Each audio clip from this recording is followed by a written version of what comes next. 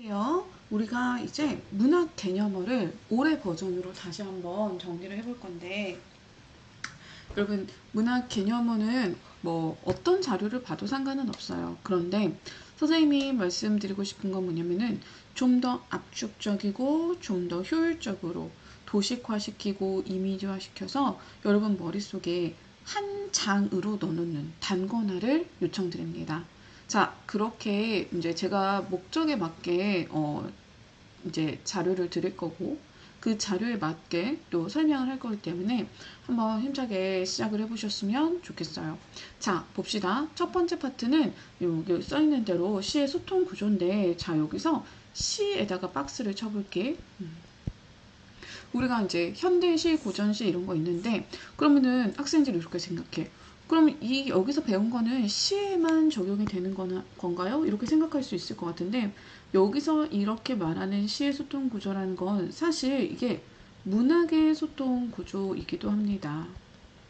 문학이라고 써놓을게요. 문학 전체의 소통 구조이기도 해요. 그러니까 시에서만 나오는 건 아니야. 근데 보통 우리가 요 소통 구조에 대한 내용이 시 파트에서 문제화가 많이 되더라고. 자, 그러면은 시랑 어떻게 소통을 해야 되는지 보자.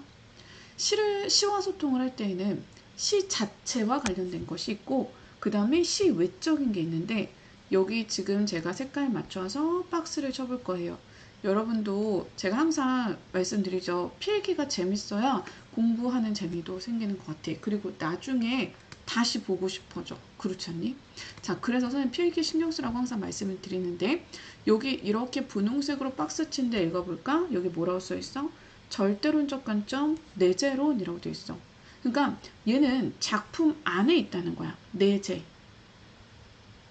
안, 내자지.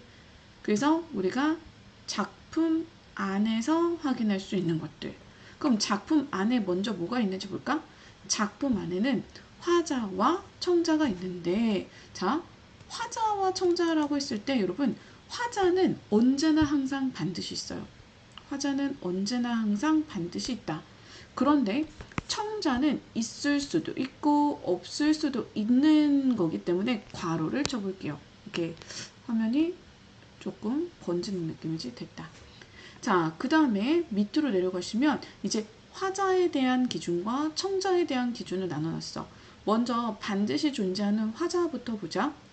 기준을 1을 보시면 표면에 드러난 화자와 표면에 드러나지 않은 화자다. 그럼 여기서 이거 화자는 무조건 있는 거야. 근데 화자의 위치가 어디냐라고 묻자.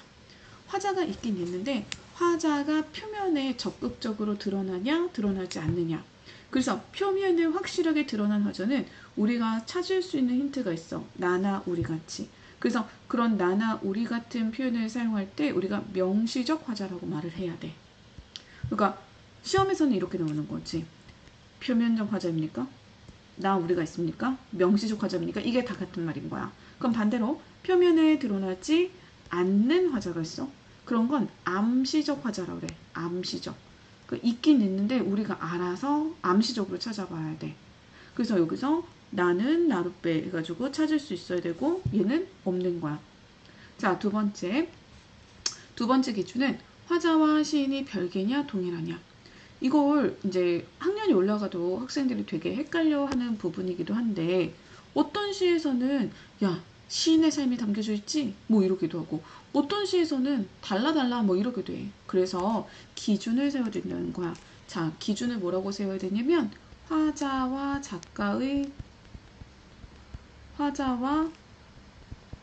작가의 일치 여부인데, 일치할 수도 있고 안 할 수도 있다는 거야. 근데 잘 봐봐. 원칙적으로는 별개라고 보는 거야. 원칙적으로는 별개야. 얘들아, 니네가 즐겨 듣는 노래가 있을 거 아니야. 요즘에 무슨 노래 듣니?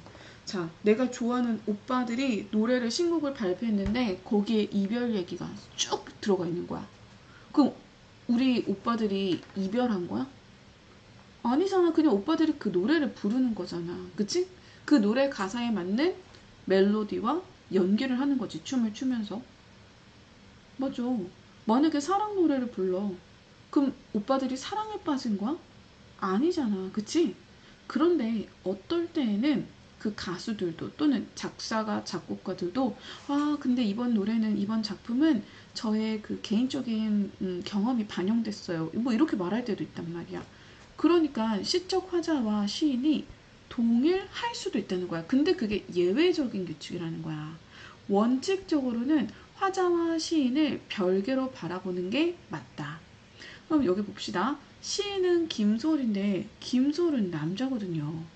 그런데 그 노래 속에서 부르고 있는 화자는 여성이기 때문에 일치하지 않는 거야. 이게 기본적이라고. 근데 윤동주 같은 경우에는 화자와 시인이 일치하는 경우야. 그런 시인이야. 왜냐면 이 사람은 자신의 그 삶을 성찰하는 태도로 시를 많이 썼기 때문에. 그래서 윤동주 나오면 뭐다? 성찰적 태도야. 자신의 삶에 대해서 돌이켜 생각하면서 나는 더 잘 살 수는 없었던 건지, 이게 최선이었던 건지, 이런 태도를 갖추고 있다는 거죠. 자, 그 다음에 청자 쪽으로 한번 가볼게요.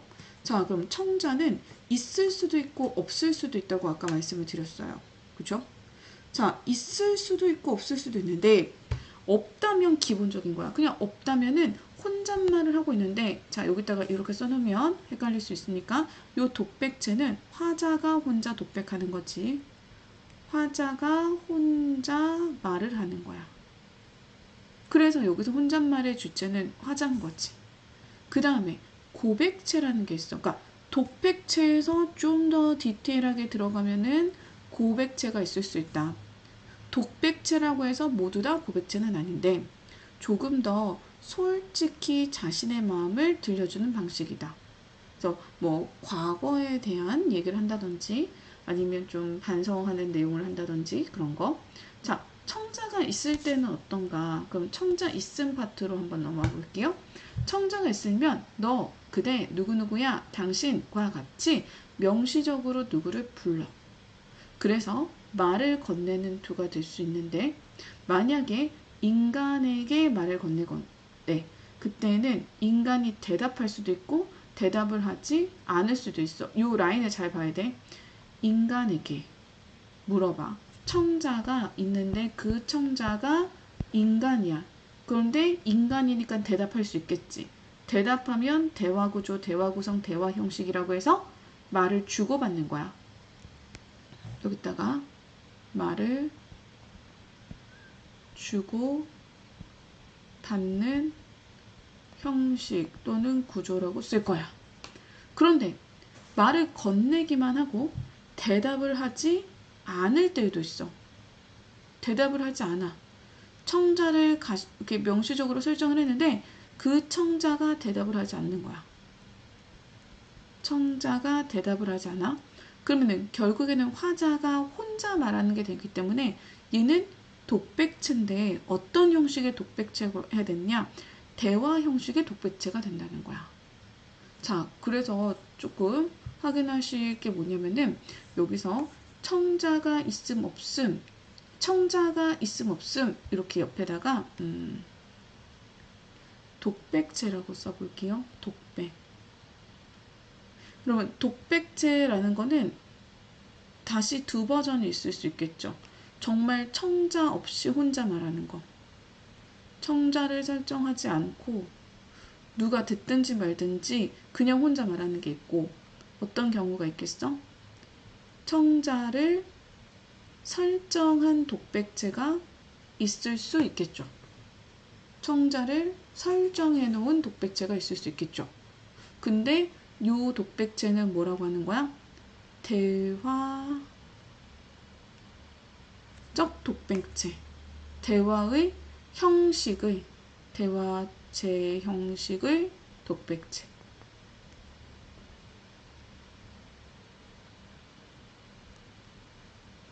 이렇게. 자, 그래서 여기 청자가 나왔을 때도 쉽지는 않다. 이거. 자, 그 다음에 이제 외제적 관점 한번 가볼게요. 외제적 관점은요, 요 표현론적 관점, 그 다음에 반영론적 관점, 그리고 효용론적 관점, 이렇게 해가지고 총 3파트로 나눠줄 거예요. 근데 표현론적 관점은 작가 중심인 거예요. 작가는 자신의 생각을 글로 표현하는 사람이니까요.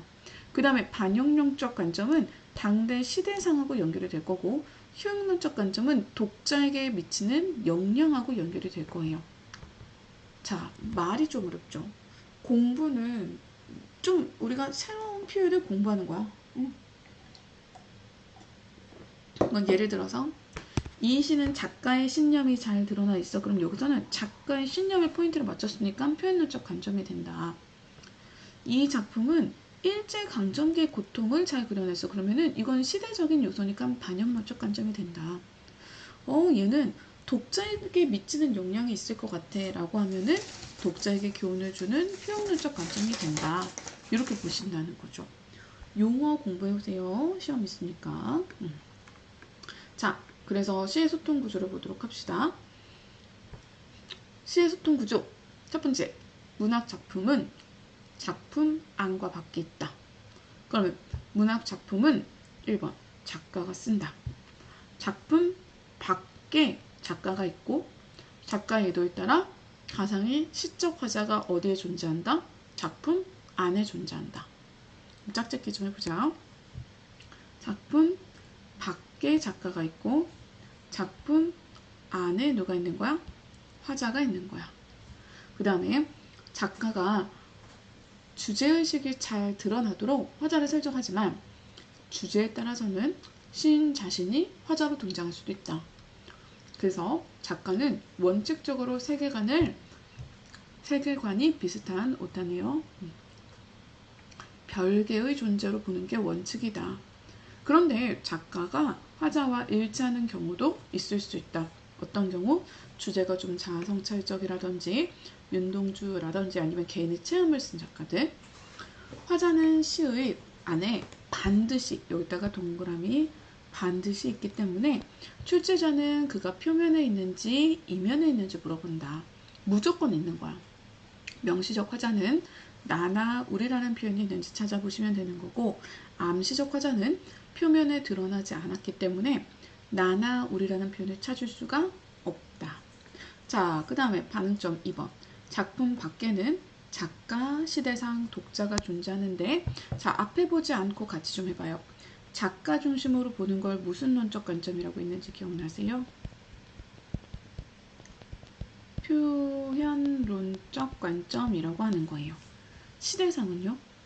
반영론적 관점이라고 하는 거예요. 독자 중심은요? 효용론적 관점이라고 하는 거예요. 그래서 요 세 가지의 용어를 다 기억을 해 주셔야 돼요. 특히 내신을 준비하시는 분들은. 자, 그래서 주체를 구분해야 되는데, 와, 이 선지가 진짜 레전드야. 정말 좋은 선지야. 시적 화자는 일제를 긍정해. 아니, 시적 화자가 일본의 강제적인 그 강점기를 긍정한다고? 그럼 얘들아, 시적 화자는 플러스인 사람이야, 마이너스인 사람이야? 그래, 얘는 마이너스적인 시적 화자인 거야. 근데 왜 일제를 긍정하는 그런 시적 화자를 내세웠겠니? 맞춰봐. 1번 작가가 진을 팔아서, 2번 작가가 시적 화자를 비판하게 만들므로써 자신의 생각을 강조하기 위해서. 당연히 후자겠죠. 작가는 그것을 통해, 그것이 뭐야? 마이너스적인 화자를 통해 그를 비판할 수 있다. 그러면 마이너스를 비판하니까 결국에는 이 작가가 긍정하고자 하는 건 뭐야? 플러스적 주제의식을 드러내고자 하는 거야. 그러니까 일제를 긍정해서는 안 돼요. 이런 얘기를 하고 싶은 거겠지. 자, 그 다음에 표현론적 관점, 반영론적 관점, 효용론적 관점, 절대론적 관점. 다시 표현론적 관점은 누구 중심으로? 작가 중심으로. 작가가 어떤 경험, 어떤 가치관, 어떤 사고방식을 가졌는지. 반영론적 관점은 시대상, 효용론적 관점은 독자에게 어떤 영향을 줄지 작품을 해석한다. 그 다음에 절대론적 관점은 작품 내부에 드러난 형식이나 내용을 중심으로. 그러면 형식이라는 거는 뭐 어떤 표현 기법 같은 거 있죠. 그 다음에 또 나오는 서술상의 특징 문제 같은 거 있죠. 이런 게 형식적인 요소고, 내용적인 거는 의미 같은 거 있죠. 아니면 또 뭐 있죠? 주제 같은 거 있죠.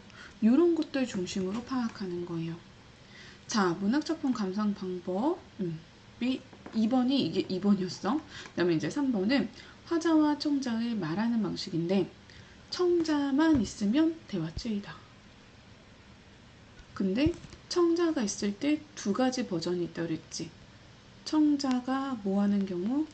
대답을 하는 경우가 있고, 그 다음에 청자가 대답을 하지 않는 경우가 있다. 대답을 하면 요거를 대화 형식이라고 한다. 그죠? 근데 대답을 하지 않아. 청자가 있는데 대답을 하지 않으면은 대화적 독백체. 대화 형식을 가지고 있지만 독백체이다. 대화 같지만 독백하고 있는 거야. 혼자 말하고 있는 거지. 그러니까 대화 형식이 되려면은 말하는 사람이 몇 명 이상이어야 돼? 2명 이상인 거야. 근데 얘는 결과적으로 말하는 사람이 누구야? 몇 명이야? 1명인 거야. 말하는 사람은 결국 1명이다. 그치? 자, 청자만 있으면 대화체이다. 청자는 이런 식으로 찾으면 된다. 의인화된 청자는 시적 화자가 부르는 이런 애들이다. 사람이 아닌 애들이다.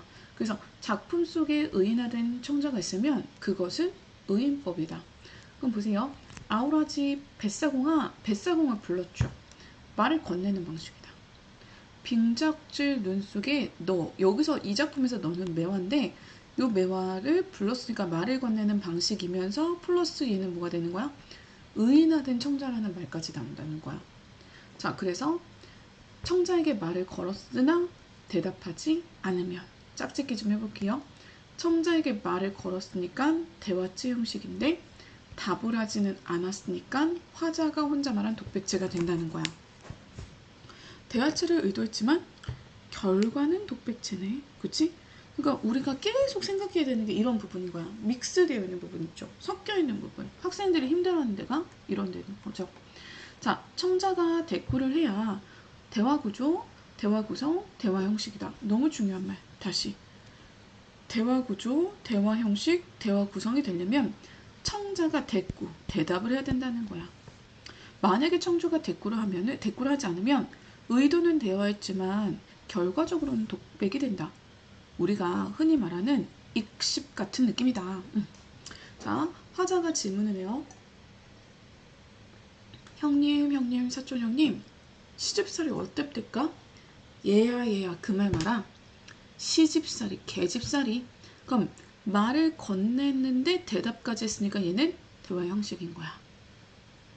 그러니까 청자가 있으면 무조건 말을 건네는 거지. 그치? 자, 그러면 꿀팁 좀 봅시다. 대화체와 독백체가 있는데 대화체는 무조건 청자가 있는 거야. 무조건 청자가 있는 거야. 그치? 무조건 청자가 있어야 돼. 그리고 두 가지 버전이 있다. 대화체인데 대화 형식인 게 있고, 대화체 중에 잘못 썼지? 얘는 답이 없음이니까 얘는 결과적으로 뭐가 되는 거야? 결과적으로는 독백체가 되는 거야. 대화체를 의도했으나 청자가 대답하지 않았어. 자, 그 다음에 화자와 청자가 서로 말을 주고받았지. 그럼 이건 뭐가 되는 거라고? 얘는 대화체의 대화 구성이 되는 거야. 대화 형식이 되는 거야. 됐지? 자, 그 다음에 독백체는 완전히 혼잣말인데, 자, 여기서는 뭐도 가능하고 청자의 등장이 가능해. 그 다음에 청자가 등장하지 않을 수도 있어. 그럼 얘는 완전한 혼잣말이야. 완전 혼잣말. 근데 만약에 청자가 등장했는데 뭐가 없어? 청자는 대답이 없어. 그러면 이건 뭐가 된다 그랬지? 대화체적인 독백체가 된다. 그럼 여기서 완전한 혼잣말이 되려면 뭐가 돼야 돼? 청자가 등장하지 않는 케이스가 돼야 되겠죠. 그 다음에 부재하는 청자나 사람이 아닌 청자. 당신은 물만 건너면 나를 돌아보지도 않고 가십니다. 그려. 그러나 당신은 언제든지 오실 줄만은 알아요. 그래서 얘는 지금 독백체이면서 대화체인 거. 여기 들어가는 거지. 여기 들어가는 거지. 그치? 그래서 부자는 청자나 사람이 하는 청자. 어쨌든 청자가 있다. 이런 거 체크를 해주시면 좋을 것 같아요.